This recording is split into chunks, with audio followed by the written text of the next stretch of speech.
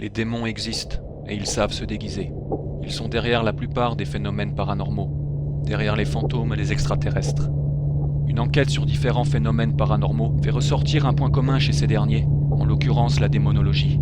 Admettons que vous ne soyez pas d'accord avec moi sur les démons, ni sur le fait que la foi catholique traditionnelle est nécessaire pour le salut.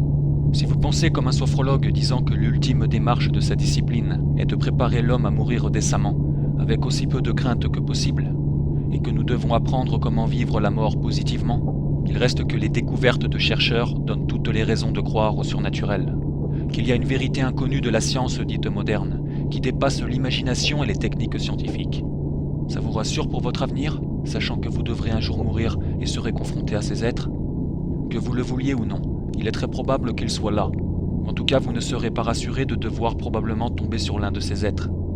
Si, comme sur Terre, quelqu'un ne serait pas rassuré de déménager dans un quartier complètement étranger au sien, aussi bien en termes d'acclimatation qu'en relations humaines, qu'est-ce qui vous donnera la force de passer dans l'au-delà, en sachant que les arguments qui vous ont été présentés sur la vie après la mort ne semblaient pas du tout idiots, puisqu'ils se basaient sur des conclusions d'éminents scientifiques. C'est un enjeu terrifiant pour vous, si vous croyez qu'il n'y a rien après la mort, n'est-ce pas?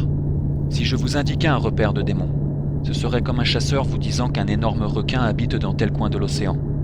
Tant que vous n'êtes pas sous l'eau, la vérité paraît moins effrayante. Et même si vous doutez de l'existence de ce requin, il s'en fiche de ce que vous pensez.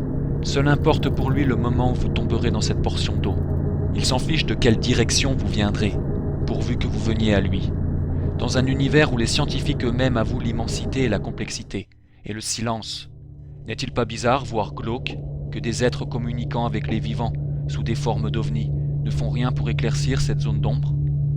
Pourquoi ne se révèlent-ils pas davantage dans l'univers et continuent-ils à communiquer avec les vivants pour leur donner du réconfort? Ils ne font que dire des choses du genre « tu verras ». Tu verras quoi? Si déjà durant cette vie ils ne font pas progresser la société, ni ne montrent sérieusement plus de portions de l'espace, que pouvons-nous attendre d'eux après la mort? Ce retrait, ce désintérêt de prétendue divinité pour l'homme est sur une large mesure similaire à la relation des musulmans avec Allah, que personne ne connaît et qui est donc dans l'ombre. Les extraterrestres disent pareil. Fais-nous confiance et obéis, nous sommes quelque part dans l'ombre, et bientôt nous nous verrons.